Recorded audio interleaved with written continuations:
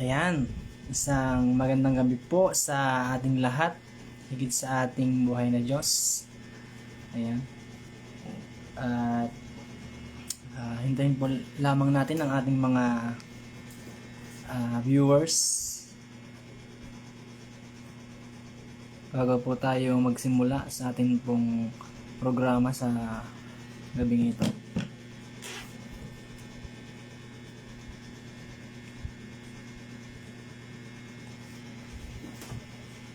Kumusta po kayo dyan?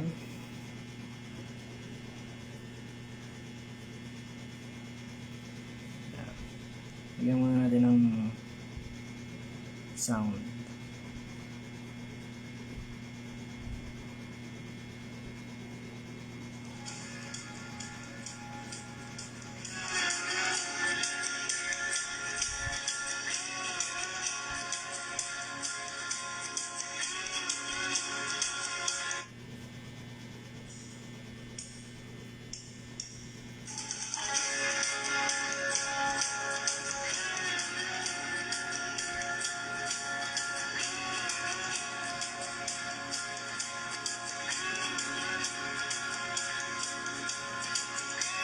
Good evening po sa lahat. Akin na pong inaanyahan ang bawat isa na manood po ng ating Speak Life live streaming.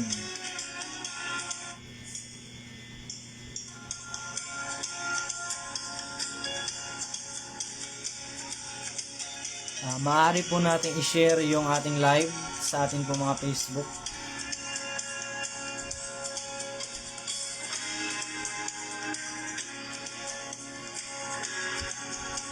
Nang sa gayon po ay makita ng lahat. Yan, na tayo ay naka-live na. Pwede na rin po kayong mag-invite ng inyo pong mga kakilala.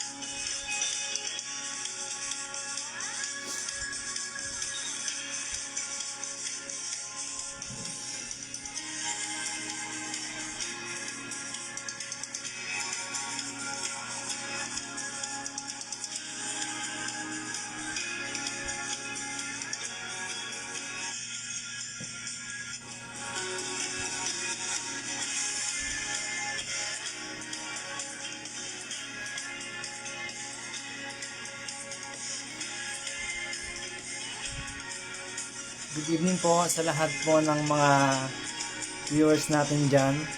Kumusta po kayong lahat? Nawa po ay nasa mabuting kalagayan kayo ngayon. Ayan.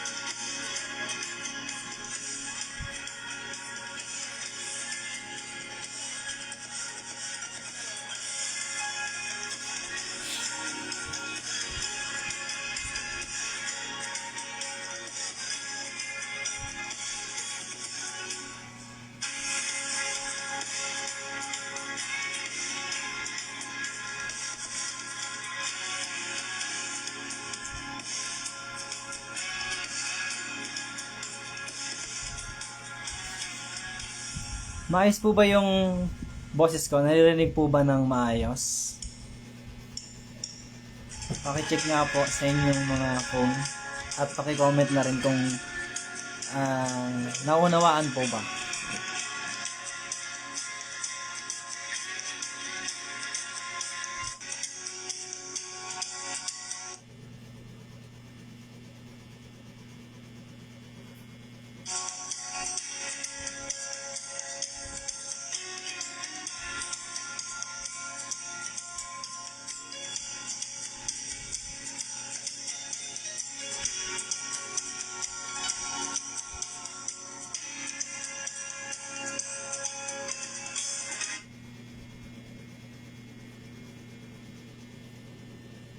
Yun.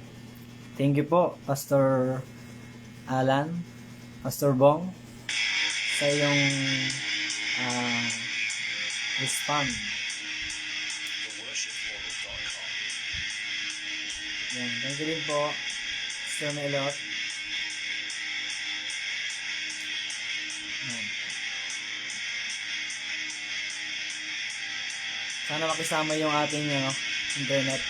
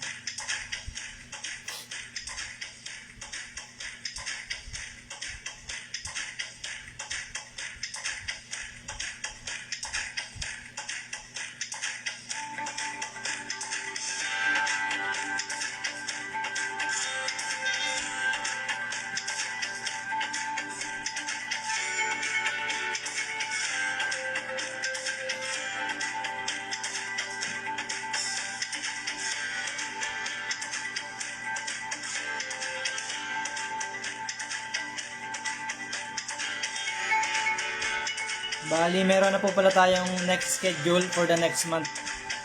Yun po ay isang buong buwan ng October. Bali, ako po ay second to the last na mag-speak ngayong buwan ng September. At bukas po ay si Kuya Roger na po ang last for September. At nawa po ay patuloy nating suportahan, no? At patuloy natin subaybayan ang ating Speak Light live streaming araw-araw. Ito po ay 100 days. At nasa pang 15 days pa lang tayo ngayon. Yan, magandang gabi Kuya Jerry. Magandang gabi po sa inyong lahat ng mga nanonood ngayon. Pakishare na lang po ang ating live para mas marami po tayong maabot na mga tao upang makapakinig patungkol sa salita ng ating Panginoon.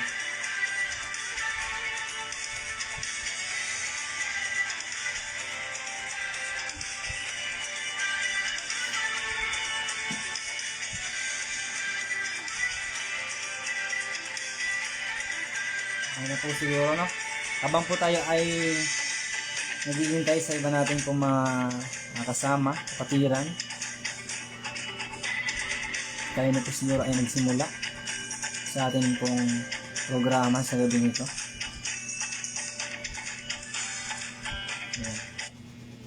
Sige po, bago ang lahat, Ako po muna inyong samahan sa isang panalangin bago po tayo magsimula sa ating pag-aaralan sa gabi pong ito. Panginoong Hesus na makapangyarihan sa lahat, Panginoon, kami po ay lumalapit sa iyo, nagpapakumbaba, nagsusumamo, Panginoon, at nagpapasalamat. Pinupuri ka namin, Panginoon, sa oras na ito, sa gabi na ito, Panginoon. Salamat, Lord, sa pagkat patuloy na pagbibigay sa amin ng pagkakataon, Lord, upang makapag-aral ng salita at makapag-share sa mga tao, Panginoon, na hindi pa nakakilala hindi pa nakakaalam ng iyong salita, Panginoon. Lord, pangunahan mo po ang iyong lingkod, pangunahan mo kami, Panginoon, sa gabing ito, sa aming pag-aaralan, sa aming programa na ito, Panginoon. Ikaw nawa po, Lord, ang makita at ikaw ang mahayag sa aming pong pag-aaralan, sa aming pag-uusapan sa gabing ito. Gabayan mo lamang po ako, Panginoon, at gamitin mo ang aking bibig bilang maging isang instrumento, Panginoon, upang ang hindi pa nakakaalam yung salita, ang hindi pa nakakilala sa iyo, Panginoon, ay magkaroon ng karunungan, magkaroon ng knowledge about sa iyong mga salita. Lord, sa iyo po kami humihingi ng gabay at patnubay na nawa pa ay maging matagumpay ang aming gawain na ito, sapagkat ito po ay ginagawa namin hindi para sa aming sarili, kundi para po sa ikalalago at sa ikatataas ng iyong dakilang pangalan at sa pagpapatuloy ng iyong gawain, Panginoon. Lord, maraming salamat sa gabing ito. Nawa po ang bawat isang makikinig ng iyong mga salita ay bigyan mo po kami ng kaunawaan. Bigyan mo po, Lord, ng magdanais na matuto.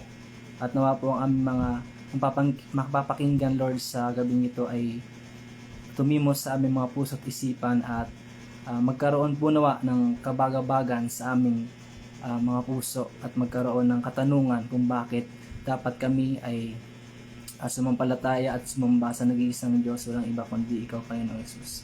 Lord, sa iyo po namin, sa iyo po kami nagpapasalamat, Lord, at nagpupuri. In Jesus' name we pray. Amen. Ayan. Sige po. Sa atin pong pagpapatuloy, muli isang magandang gabi sa ating lahat. At para po sa konting patotoo or testimony po para sa pagsisimula ng ating pong programa, sa mga hindi po nakakilala sa akin, ako po si Brother Domson. Yan, taga Tapil po ako. At nagpapasalamat po ako sa Panginoon dahil isa po ako sa kabahagi po ako sa programang ito, sa Speak Live streaming. Nagpapasalamat ako kay Lord kasi ginagamit niya ako upang magpahayag ng kanyang salita at mangaral na dati ay kung saan-saan din. Yan, sa mga nakakilala sa akin dyan, bilang patotoo. At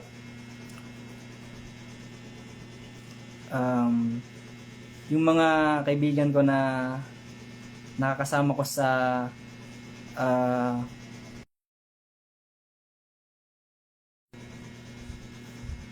nung hindi pa ako mananampalataya, ayan. Kaya nagpapasalamat ako kay Lord na patuloy niya akong binabago upang mas lumago pa sa pananampalataya, na siguro yung mga kakapanood dyan na nakasama ko sa dati kong buhay sa mga kalokohan, magsasabi na, totoo ba yan, Son? Ikaw ba talaga yan? Yan, ganyan bang mga bagay? Talaga bang nagbago ka na? Kasama ka lang namin dati sa ganito, sa mga kalokohan. So, tapos ngayon, nangangaral ka na sa harap namin, nagpapatotoo ka na sa kabutihang ginawa sa iyo ng Lord. So kaya nagpapasalamat ako sa Panginoon na binigyan niya ako ng pagkakataon na makapagbagong buhay at makasunod at makakilala sa Kanya. Ayan. Salamat sa Lord na sa magandang kapanahonan, kasi kanina pong umaga ay maulan dito sa Cubao.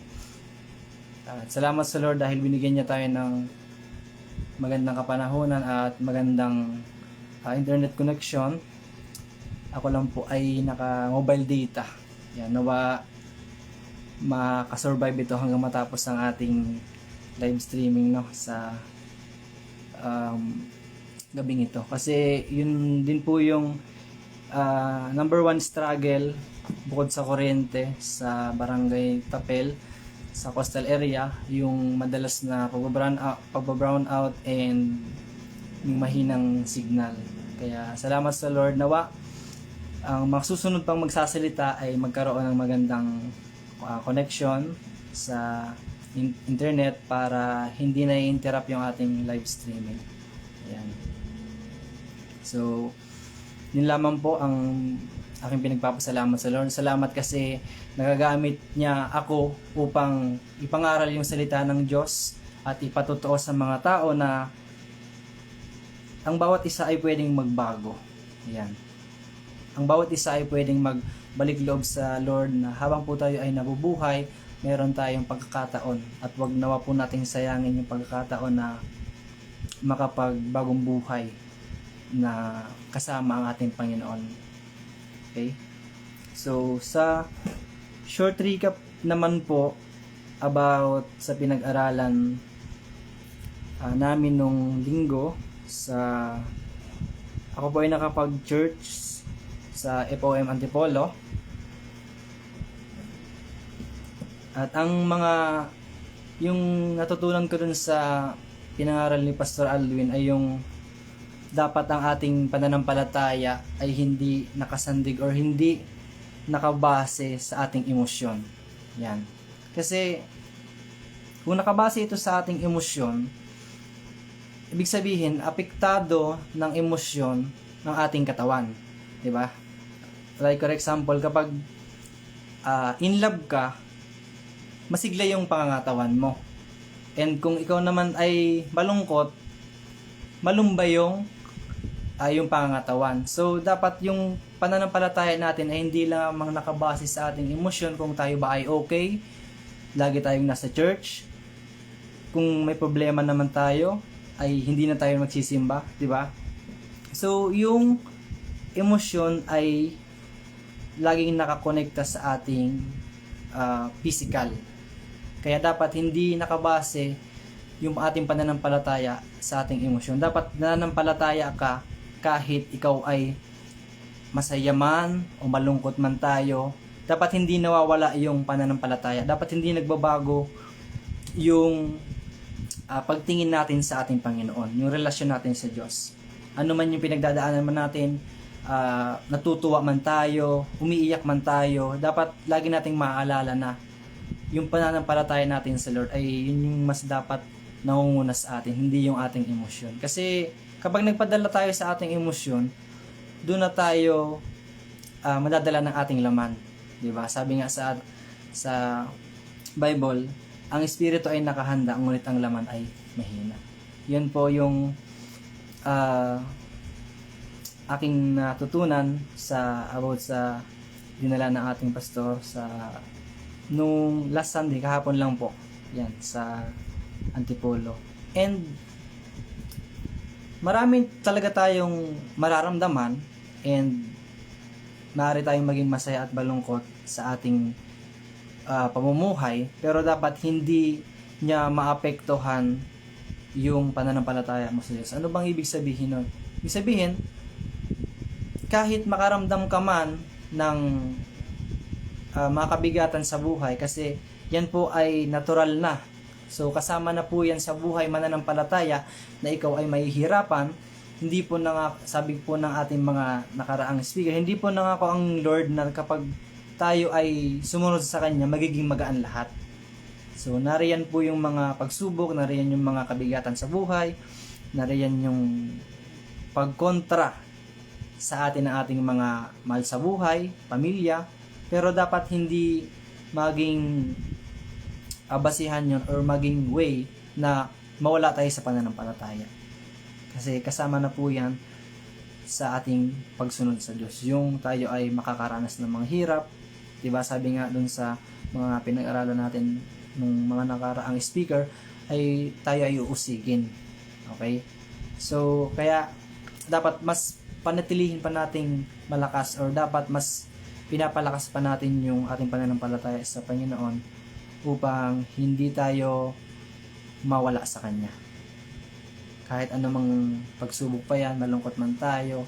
Kasi, di ba, sa mananampalataya, kapag normal naman na tayo nakakaramdam ng kalungkutan. Pero, kung yung kalungkutan mong yan magkukos ng ikakahiwalay mo sa Panginoon, tayo din po ang talo nun.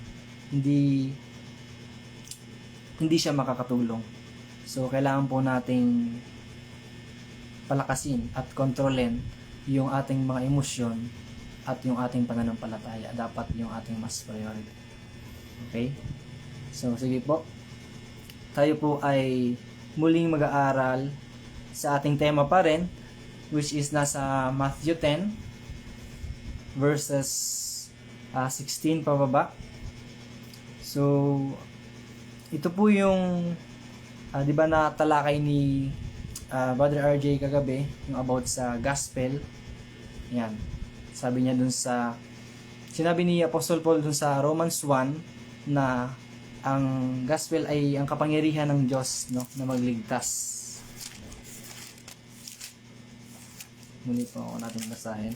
So, sabi dito sa Romans 1:16, hindi ko ikinahihiya ang magandang balita, yun po yung gospel, sapagkat ito ang kapangyarihan ng Diyos para sa kaligtasan ng bawat sumasampalataya. Yan, unay sa Hudyo at gayon din sa Grego. So, ano nga ba yung gospel talaga?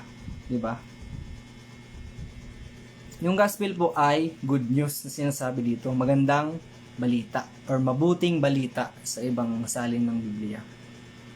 So, ibig sabihin, kung merong magandang balita, meron palang pangit na balita or mayroong masamang balita, 'di ba? Okay, ano daw po itong masamang balita? Kasi yung magandang balita ay patungkol sa kaligtasan. So, ano naman daw po yung masama or hindi magandang balita or yung pangit na balita na sinasabi dito sa Bible, diba?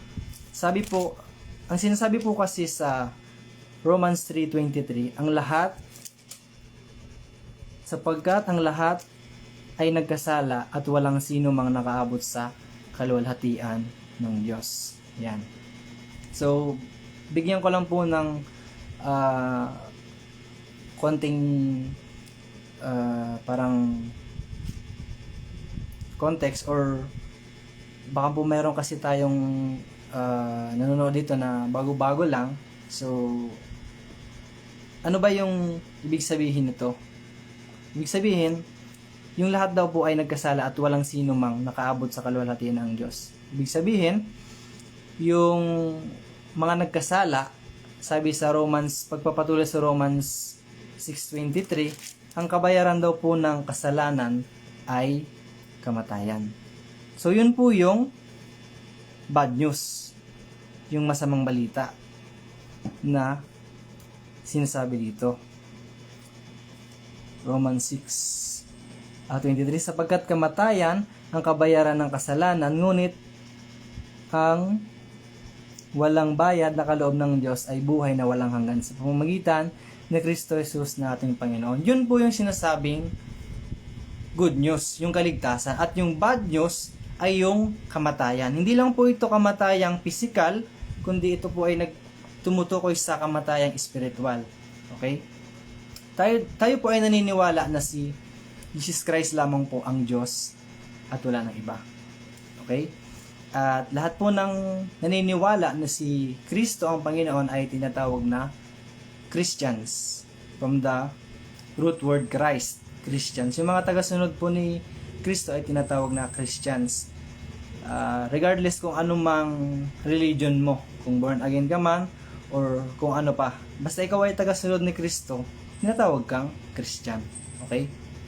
So, nakakatakot po pala itong masamang balita na mayroon palang kamatayan, mayroon palang kaparusahan na naghihintay sa mga taong makasalanan, which is tayo yon. Ang lahat daw po ay nagkasala. So lahat pala tayo ay mapupunta sa kaparusahan, which is yung sinasabi sa Bible ay impyerno. Diba? Tayo po ay naniniwala na may langit at mayroon pong impyerno. Tama po ba? Naniniwala po ba tayo doon? Diba? Yung sabi sa ang gospel, ang magandang balita daw ay ito yung kaligtasan at yung isa naman ay kaparusahan. Yan. So, dalawa lang po yung maaari natin puntahan, langit or impyerno. Pero, dahil lahat nga po ay nagkasala, so, lahat pala tayo ay mapupunta ng impyerno. Diba? Kasi ang lahat ng kasalanan, ang lahat ng mga nagkasala at yung mga kasalanan daw natin, ang kabayaran ng kasalanan. So, kamatayang spiritual. Pero dahil po merong gospel, merong magandang balita, merong kaligtasan na ibinigay ang Panginoon, maaari po tayong makaiwas doon sa sinasabing kaparusahan. Maaari po tayong mapunta sa piling ng Diyos, which is yung langit. Okay? Naniniwala po ba tayo na may langit at impyerno? So, bigyan ko lamang po kayo ng konting verse reference na verse para sa langit at impyerno. Dito po sa 1 Peter 1 verse 4. Sabi po dito sa unang Pedro 1 verse 4 na magmamana tayo ng kayamanang di nasisira, walang kapintasan at di kukupas na inihanda ng Diyos sa langit para sa inyo. So ito pong mga sasampalataya kay Lord at babagong buhay. Yan. So yung mga tagasunod ni Kristo ay ng mga naglilingkod sa Kanya ay mapupunta sa langit. Binigyan niya tayo ng, sabi nga doon, binigyan niya tayo ng karapatan bilang maging anak ng Diyos. So, sa pagpapatuloy po ng at dito naman po sa sinasabing kaparusahan or pangalawang kamatayan dun sa impyerno na sinasabi, matatagpuan naman po natin yan doon sa Pahayag 20 verse 10. Sabi po dito, at ang jablong ng daya sa kanila ay tinapon sa lawa ng apoy at asupre, na pinagtapunan din ng halimaw at huwad na propeta, pahihirapan sila doon araw at gabi magpakailanman. Sabi po sa verse 14, pagkatapos ay tinapon din sa lawa ng apoy ang kamatayan, tang daigdig ng mga patay. Ang lawa ng apoy ang pangalawang kamatayan. So malinaw po na mababasa natin sa Bible na mayroon talagang langit at impyerno. Okay? So mayroon pong choice, mayroon po tayong pagpipilian kung saan ba talaga natin gustong pumunta. Ang lahat po ng taong na kakausap namin na papangaralan, ang lahat po ng tao na kapag tinanong mo kung saan gustong pumunta, laging sagot ay langit. Tama po ba? Wala namang sasagot na sinong gusto sa impyerno? Wala namang taong sasabing gusto doon. Pero ang sabi ng Lord, tayong lahat ay nagkasala at papunta tayo sa kapahamakan sa impyerno. Yan. Para po tayo ay mapunta ng langit, ang sinasabi ng Biblia, tayo ay manampalataya sa Panginoon. Unang-unang requirements, tayo ay dapat manampalataya. At sunod, tayo ay magrepent. Ibig sabihin, aminin mo na ikaw ay nagkasala.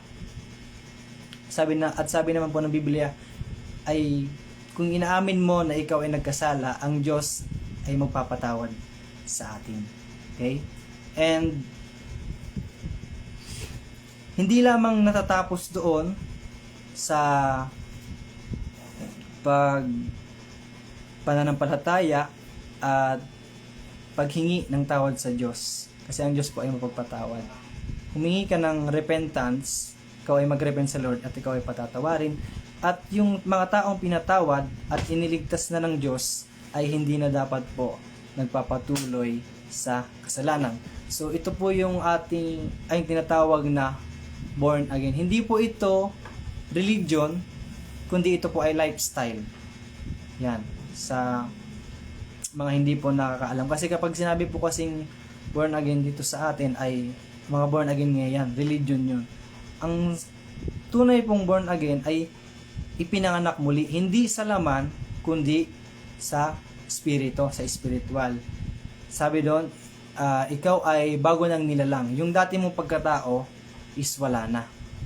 Kumbaga, kung ikaw dating namumuhay sa kasalanan, nung nakilala mo si Christ, ikaw ay nagbagong buhay, humingi ka ng tawad kay Kristo. Siyempre, kapag ikaw ay nagbago na, ibig sabihin, hindi na makakita yung kasalanan sa iyo. Okay? Di ba po?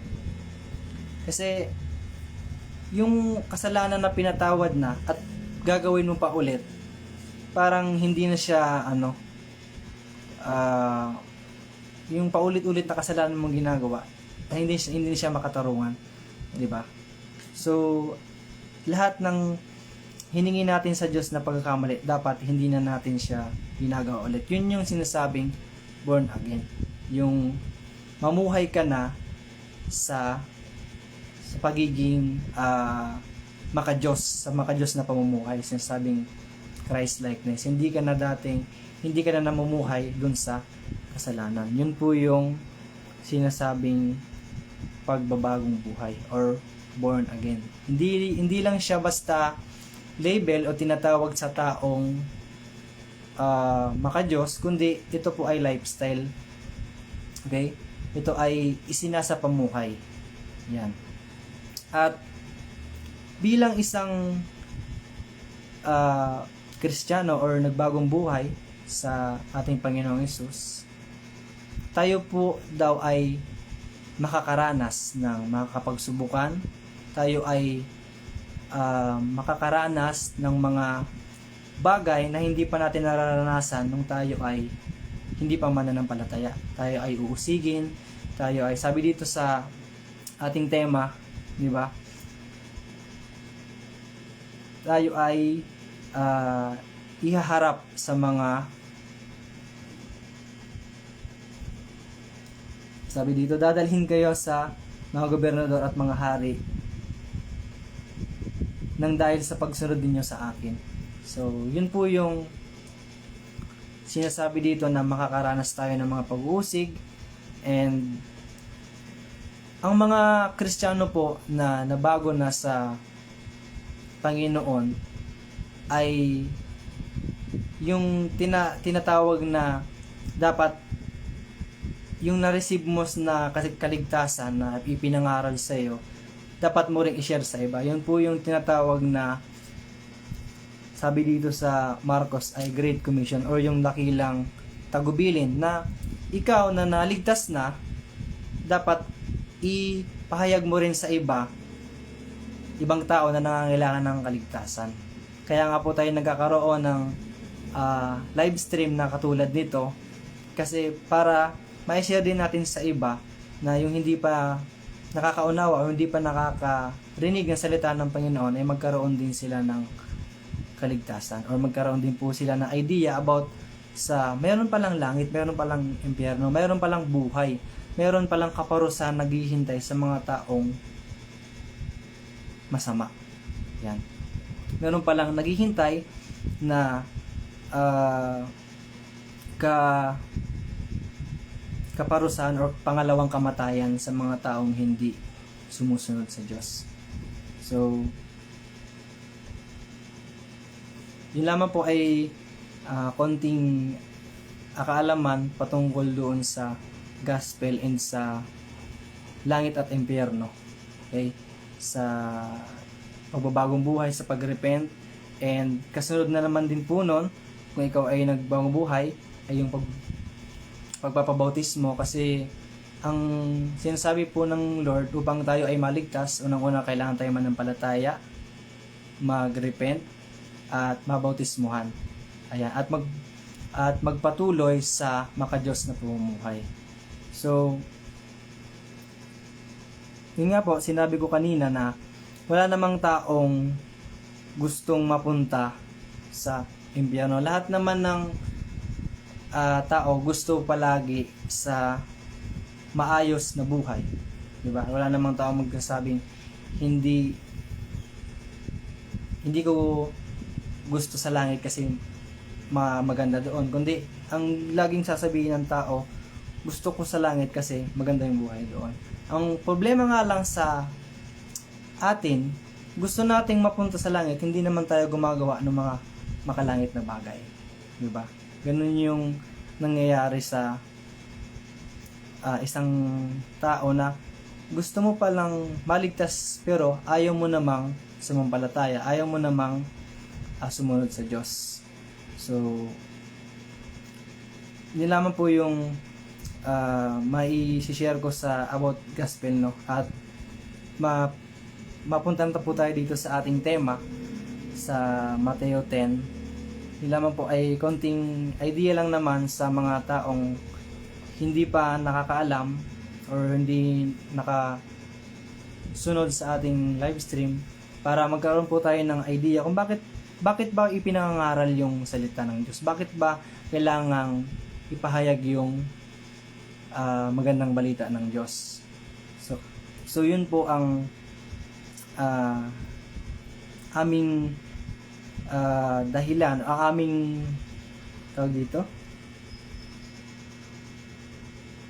Kasi yun po yung tagubilin ng Diyos na ipangaral sa bawat tao sa daigdig yung magandang balita. Okay? And dito naman po, sinasabi dito sa Matthew 10 na kung tayo ay mangangaral sa bawat tao, meron sa ating tatanggap at meron sa ating tatanggi.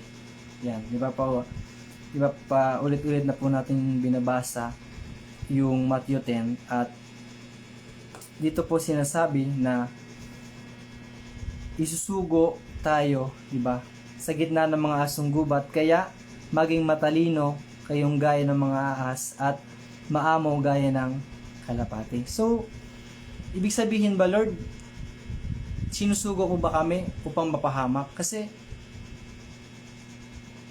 bilang isang tupa tapos ilalagay mo sa gitna ng asong gubat o sa mga asong lobo, syempre ang unang-unang iisipin natin,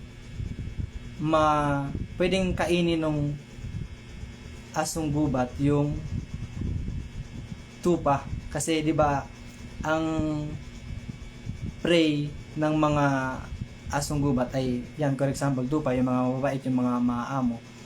Lord, sinusugo mo ba kami upang mapahamak? So hindi po ganoon. Pinaghahanda lang po tayo ng Diyos. 'Di ba? Sabi dito sa verse 17, mag-ingat kayo sapagkat kayo dadakwin at hisasakdal ng mga kataas-taasang kapulungan ng mga Hudyo, hagupitin kayo sa kanilang mga sinagoga. Yan. 'Di ba? Hindi tayo isinugo upang ipahamak, kundi isinugo tayo upang maging isang halimbawa sa mga tao. Na kahit gaano man kasama itong sanlibutan, gaano man kakurap ang isip ng mga tao, tayo dapat ay isang maging tupa. Ano po ba yung karakteristik ng isang tupa? Maamo, di ba? Sumusunod sa kanyang pastol. Hindi tayo, kahit napapagitnaan tayo ng mga taong masasama or mga taong hindi sumusunod sa Diyos, dapat pa rin tayong maging mahinahon, dapat pa rin tayong maging mabait, huwag tayong gumaya sa kanila. So, kaya nga pinag-iingat tayo ng Lord sa ating pangangaral, sa ating paghayo. Hindi lamang basta tayo lumakad na makapag-share, kundi pinag-iingat din tayo sa bawat ating makakasalamuha. Katulad nga po nung aming pagmimisyon sa Burias, ang pinaka main purpose ng mission na yun, kung bakit kami napunta doon, ay magbahagi ng salita ng Diyos. Magbahagi ng kaligtasan na sinasabi ko nga po kanina, na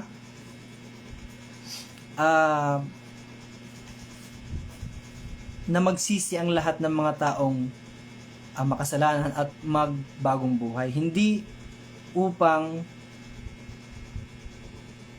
hindi upang manghikayat lang ng members, kundi upang magligtas ng mga kaluluwang naliligaw. Okay? So, katulad po ng sinabi kagabi ni Brother RJ na magkaiba po kasi kami ng grupo. So, iba-ibang lugar ang aming assignment. Meron kaming mga bahay na napuntahan na tinanggap kami at pinatuloy. Katulad nung sinasabi po dito sa Matthew 10. Saan nga ba yun? Wait lang po. Yung humanap ka, sabi dito sa Matthew 10:11, di ba? Saan mang bayan o nayon kayo dumating, humanap kayo ng mga taong karapat-dapat, pakituluyan, at kayo ay tumuloy sa bahay niya habang kayo nasa lugar na iyon. So, yun nga po yung nangyari. Salamat sa Lord kasi meron mga taong nagpatuloy sa amin at sa paghayo namin sa pangarang salita ng Diyos, meron din namang hindi tumanggap. Kaya doon po tayo pinaghahanda ng Panginoon na dapat kaya nating i-manage yung ating sarili. Dapat hindi tayo magagalitin. Dapat lagi nating inuunawa ang ating kapwa. Hindi dahil hindi ka tinanggap, basta ka na lang magagalit or parang magiging masasama yung loob mo na wala namang kaming ibang nais kundi maghatid lamang ng salita ng Diyos. So, bakit hindi nyo kami tinatanggap? So, meron po talagang mararanasan na ganon sa pagsunod sa Diyos. Nga lang, ang pinapaalala sa atin ng Panginoon na dapat tayo po ay maging handa at mag-ingat sa mga bagay na yon.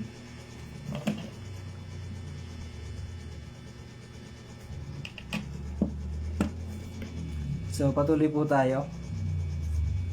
Dito po tayo sa verse 21 ng chapter 10. Sabi po dito, ipagkakanulo ng kapatid niya ang kanyang sariling kapatid upang ipapatay, gayon din ang gagawin ng ama sa kanyang anak, at lalabanan ng mga anak ang kanilang mga magulang at ipapapatay ang mga ito.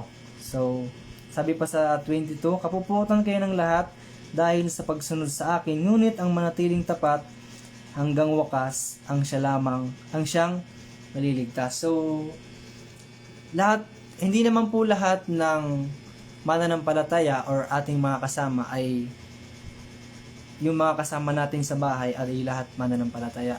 So, meron pong tayong ibang mga kapamilya na hindi rin mananampalataya, and sila pa minsan yung ating nagiging hadlang sa atin upang makasunod sa Diyos. So, yun naman po ay given dito sa mga sa mga sumusunod sa Diyos. Talagang meron talaga sa ating kukontra. Hindi lamang yung ibang tao, kundi sabi pa dito yung lalo na yung kapamilya mo, di ba? Sabi nga, imbis na yung pamilya mo ang dapat number one na nagsusuporta sa iyo, kasi hindi naman tayo gumagawa ng mga masasamang bagay, kundi para naman ito sa Diyos. Pero minsan merong mga pamilya or magulang or relatives tayo na sila pa yung kumukontra o sila pa yung anong tawag dito? Nagdi-distract sa atin para makapaglingkod tayo sa Diyos. So, sinabi ng Lord na kahit makaranas naman tayo ng mga ganoong bagay, makaranas naman tayo ng mga ganoong sitwasyon, ay huwag tayong mawalan ng pag-asa na mismong kapamilya pa natin yung nagiging dahilan kung bakit hindi tayo nakaka-attend ng church, mismong kapamilya pa natin yung kumukutya sa atin dahil lang sa pagsunod sa Panginoon. Sabi ng Lord sa 22, huwag tayong mawalan ng pag-asa kasi hanggang wakas, kasi sabi dito, ang manatiling tapat hanggang sa wakas ay yun lamang yung maliligtas. Diba? Sabi nga ni Brother IG kagabi, madali lang manatili. Pero yung pagiging tapat is mahirap siyang gawin. Di ba? Mabilis lang sabihin nananatili ako, pero yung manatiling tapat, mahirap siyang gawin kung ikaw ay hindi pa talaga lubusang nakakaunawa o hindi pa talaga ganun kalakas yung pananampalataya mo sa Lord. Kaya patuloy tayong pinaalalahanan ng Lord na manatiling tapat at patuloy mag-aral ng kanyang mga salita. Kaya nga po ginagawa natin tong katulad ng ganitong programa na pagla-live stream, kasi anong silbi nung social media kung hindi natin gagamitin para sa pagpapalaganap ng salita ng Diyos or para sa pagpapatibay, para sa pagpapalakas-lakasan, para sa pag-share ng Word of God. Iba nagagamit nga itong platform na ito sa mga masamang bagay, sa mga kalokohan sa mundong ito. So, why not gamitin natin to para makapag-share ng Word of God, para makapag-share ng kaligtasan na mayroon palang naghihintay na kaparusahan sa mga taong masama at mayroon palang naghihintay na reward or gantimpala sa mga taong sumusunod sa Diyos, di ba? Yung kaligtasan. And marami pong religion or maraming samahan na nandito sa ating mundo. Sinabi nga ng ating kapatid or ng isang na puntahan namin doon sa Burias na nasa, kung hindi ako nagkamali, more or less 90,000 daw na relihiyon dito sa mundo. Pero nagtatanong siya kung alin ba dyan or alin ba doon sa mga nabanggit na religion yung talagang totoo. Pero ang totoo naman po, walang relihiyon or walang grupo na makakapagdala sa atin sa langit, kundi yung pananampalataya lamang natin sa ating Panginoon. Yan. So, yung mga grupo na ito or yung mga organisasyon na ito, siyempre ginawa siya para maging legal yung pagsamba or maging legal yung grupo na yon. Okay? Kaya nga for legality. Pero ang pinaka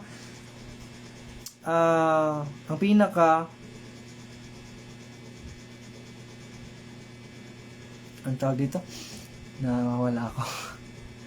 Yung pinakapagmumulan ng kaligtasan mo ay yung connection mo sa Panginoon, hindi yung grupo or hindi yung organisasyon na kinabibilangan mo. So, kaya nga sabi dito, mag-ingat tayo. Palagi tayong pinag-iingat ng Lord saan man tayo pupunta na lugar or sino man ang pangangaralan natin. Kailangan nating mag-ingat kasi sa mga napuntahan din po namin sa Burias, meron din silang naibahagi tungkol sa kanilang pananampalataya.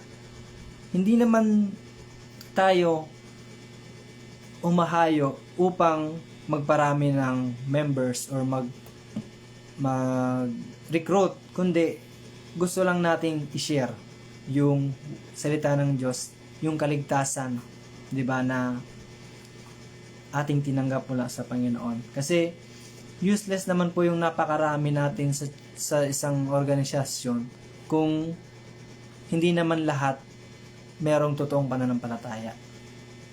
Hindi naman lahat talagang sumasampalataya sa Lord.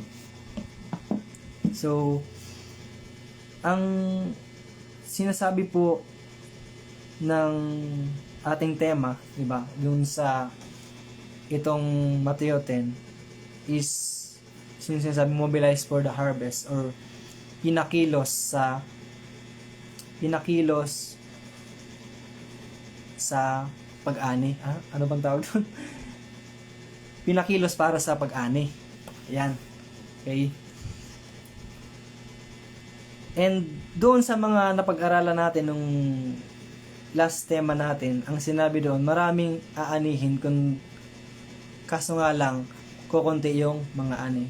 Ibig sabihin, maraming pwedeng bahaginan or sharean ng salita ng Diyos pero kakaunti yung nangangaral. Yan.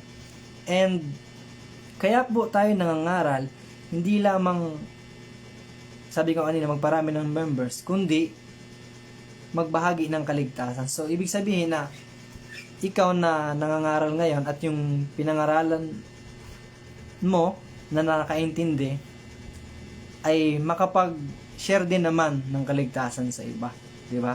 Tayo, hindi naman lahat ng mananampalataya ay nagsimula na mananampalataya na. Lahat po naman sa atin ay nagsimula na hindi tayo nakakilala sa Diyos.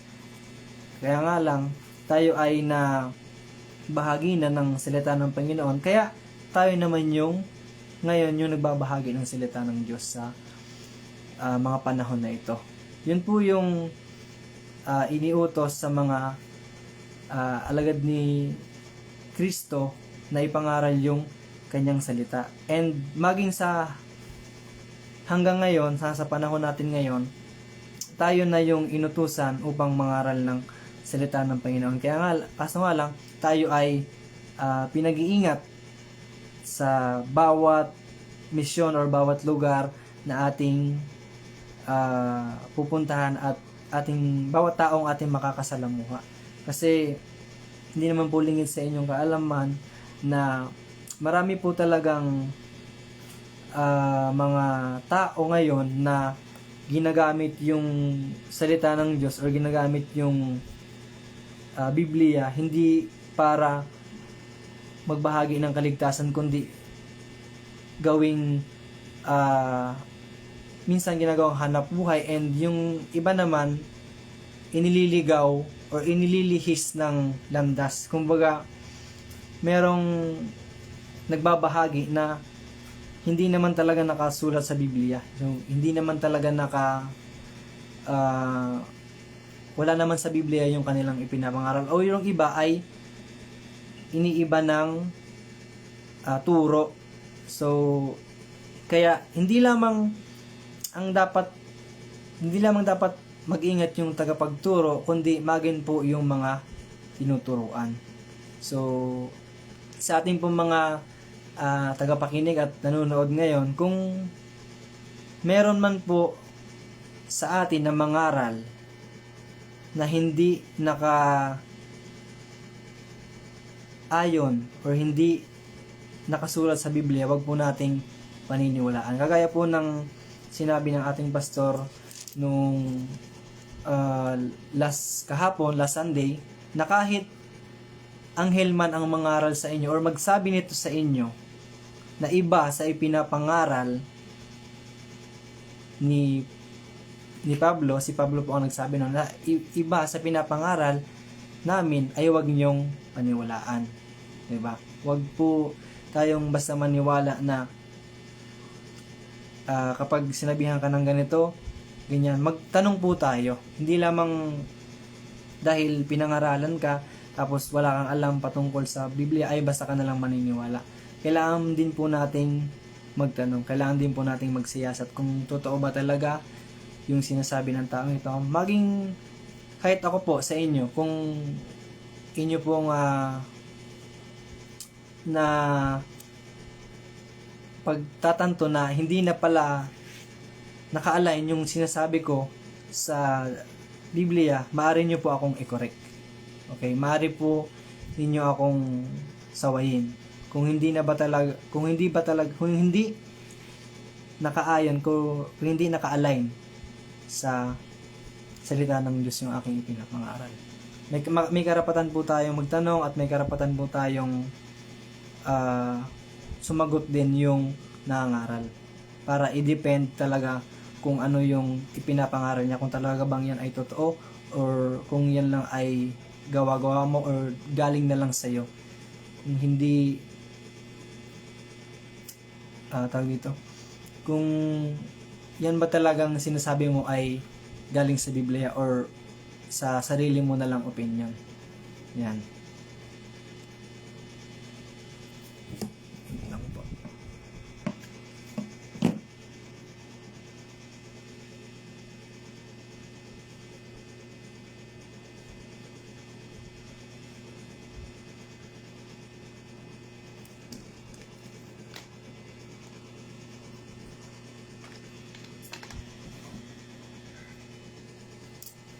Ayan. Nakaka-dry ng lalamunan kapag dire-diretso ako magsalita. Nga po ay na munawaan natin yung naisibahagi ng Lord sa gabing ito, no? Na merong kaparusahan at merong gantimpala na naghihintay sa bawat taong nagpapatuloy sa kabutihan or sa kasalanan. And nawa po, ma-realize natin or maisip-isip natin sa ating sarili kung pag nawala ba ako sa bukas or mawala man ako sa mundong ito, ako ba ay pupunta ng langit? Pupunta ba ako ng impyerno? So, habang tayo po ay nabubuhay, meron po tayong chance na ibinibigay ang Panginoon sa atin na makapili kung saan ba talaga natin gustong pumunta. Kasi sabi ko nga, maraming tao ang gusto sa langit pero hindi namang gumagawa ng mga makalangit na bagay. 'Di ba? Maraming tao ang gusto sa kaginhawaan pero hindi naman sumusunod sa Diyos. Okay? Mga makaranas lang ng konting problema, makaranas lang ng konting pagsubok, ay agad na bumibitaw sa pananampalataya. So patuloy po tayong pinaalalahanan ng Lord sa lahat sa mga mananampalataya na magpatuloy po tayong lahat, anuman yung ating mga nararanasan sa buhay, anuman yung kahirapan, kahit sa tingin natin hindi natin kaya yung pagsubok na nararanasan natin sa buhay, manatili lamang po tayo sa ating Panginoon. Wag po nating bibitawan yung pananampalataya na pinagkaloob sa atin ng Diyos. Diba, sabi nga po ni pastor nung linggo, susunod ka lang ba kapag ikaw ay masaya? Susunod ka lang ba kapag kumpleto yung mga pangangailangan mo? Susunod ka lang ba kung nasa maganda kang katayuan? Pero kapag nandun ka na sa problema, umaayaw ka na. Kapag nandun ka na sa pagsubok, pag nandun ka na sa pinaka lugmok mong estado sa buhay, ay bibitawan mo na yung pananampalataya mo sa Panginoon. So nawa po, malinaw sa atin na dapat tayo magpatuloy anuman ang ating mga nararanasan sa buhay, anuman yung mga kabigatan natin. And sa mga first time lamang po makapakinig ng ganitong programa, nawa po ay nagkaroon kayo ng konting aral about Bible, about the gospel, about sa mabuting balita or sa magandang balita na nakapaloob dito sa Biblia.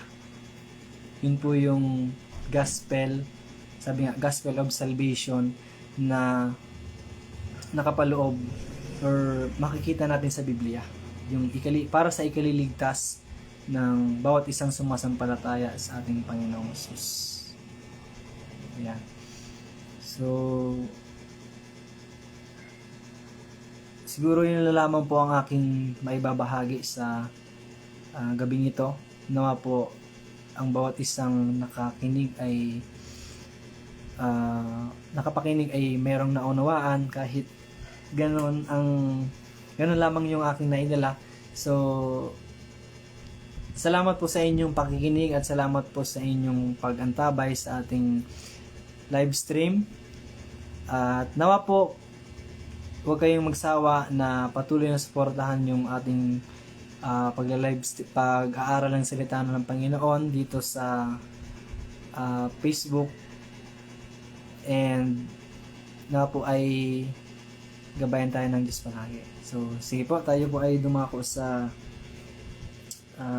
closing prayer sa pagtatapos po ng ating gawain sa gabing ito. Panginoong Jesus na aming Diyos na buhay, banal at makapangyarihan, salamat Panginoon sa gabing ito. Salamat sa aming mga pinag-aralan, Lord, sa gabing ito, Panginoon. Nawa po nagkaroon kami ng realization sa aming buhay, Panginoon. Nawa po ay naunawaan namin, Panginoon, kung ano ba talaga yung nais mo sa aming mga buhay, Panginoon. Lord, dinadalangin ko po, Panginoon, ng bawat isang nakinig, bawat isang nanonood, Panginoon, sa oras na ito. Nawa po, Lord, ang bawat isa ay nagkaroon ng kaalaman at dagdag karunungan, Panginoon, patungkol sa iyong mga salita. Lord, nagpapasalamat kami sa patuloy na pagbibigay mo sa amin ng buhay, sa hininga, Panginoon, at sa kalakasan. Higit sa lahat, Lord, sa spiritual na kalakasan na patuloy mo pong pinagkakalob sa bawat isa. Salamat din po, Panginoon, sa lahat ng mga biyaya. Salamat din po, Lord, sa lahat ng pupalang inyo pong nagkakalob sa amin. Lord, patawarin mo po kami kung kami po ay nagkakaroon ng mga kakulangan. Patawarin po kami, Panginoon, sa aming mga pagkakasala, Panginoon, sa iyo. Kung kami man po ay hindi nakasunod, Panginoon, sa iyong kalooban, nawa po kami, Lord, ay iyong paalalahanan at patuloy mo pong i-review, Panginoon, ng bawat sa amin. At nawa po, Lord, magkaroon kami ng pagnanais pa at kagustuhan pa, Panginoon, na mag-aral ng iyong salita upang, Panginoon, mas maging epektibo, Lord, ang aming pangangaral at pag-share ng iyong salita. Lord, salamat po sa gabay, sa patnubay, sa aming pong programa sa gabing ito. Nawa po, Panginoon, ang aming mga napag-aralan ay hindi lamang basta aming mapakinggan, kundi, Lord, maisa pamuhay namin, Lord, sa aming pang-araw-araw na pamumuhay, na dapat po kaming mamuhay sa kabanalan, hindi sa kasamaan, Panginoon, or hindi sa mga bagay nandito sa libutan, kundi nawa po, Lord, kami ay mamuhay ng naaayon or nararapat sa iyong mga mata, Panginoon, nararapat sa iyong kalooban, Panginoon. Lord, maraming salamat po at sa iyo po, Panginoon, binabalik ang pinakamataas na papuri, pagsamba at pasasalamat sa tanging pangalan ni Jesus. Amen. Yan. At tapos na po tayo sa atin pong programa sa gabing ito. Salamat po sa inyong pakikinig. Salamat po sa inyong pagsama sa gabing ito. At dadako po tayo sa shout out. Yan, ang hinihintay ng lahat.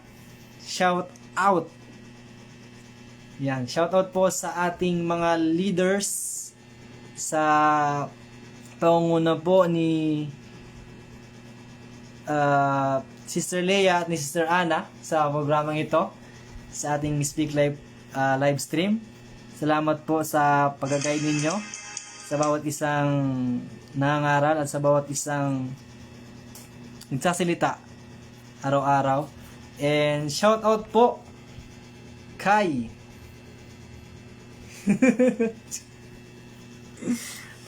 ay, kung may gusto po kayong i-shout out, paki-comment na lang din po.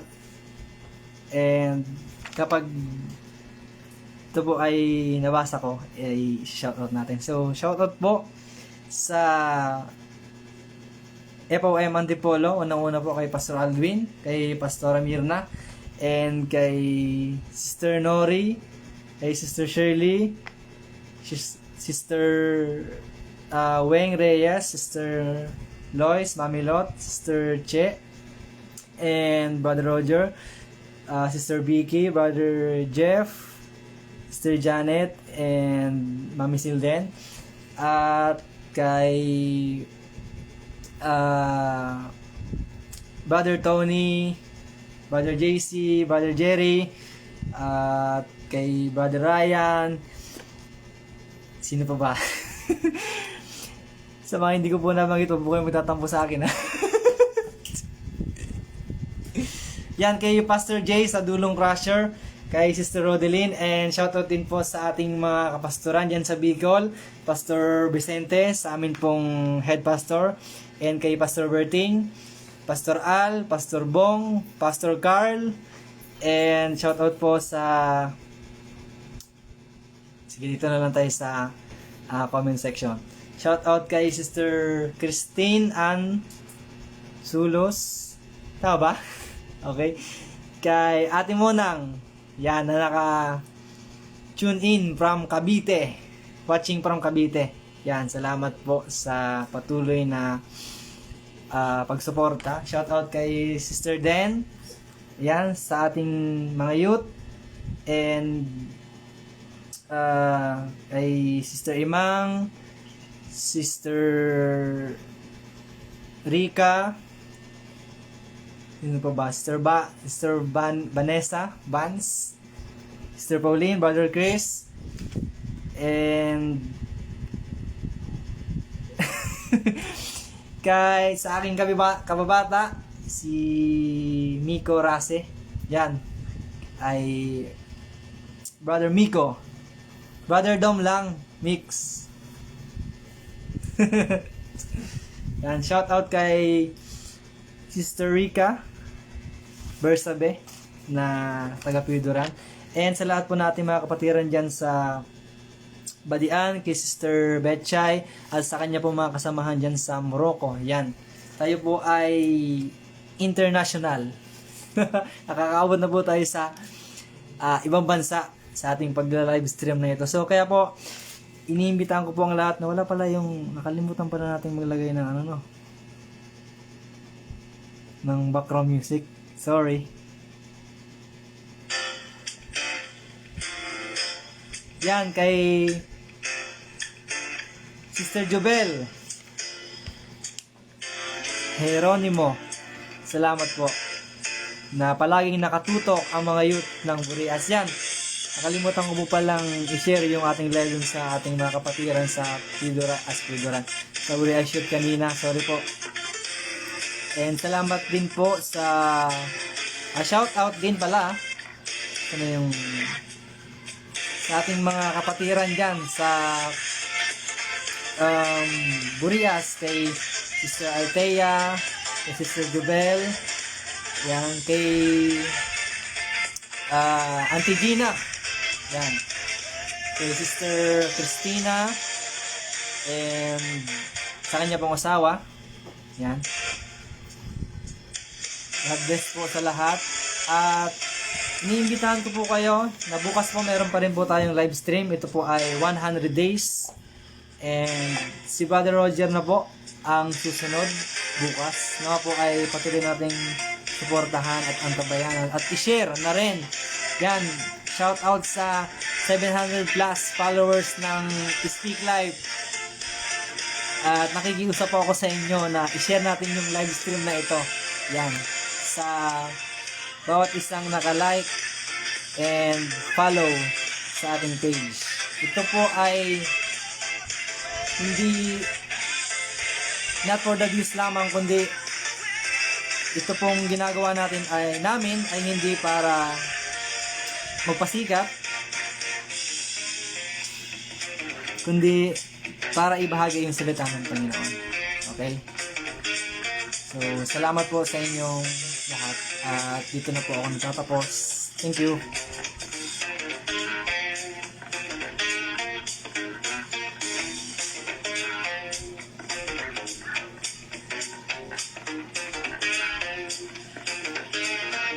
Ikaw.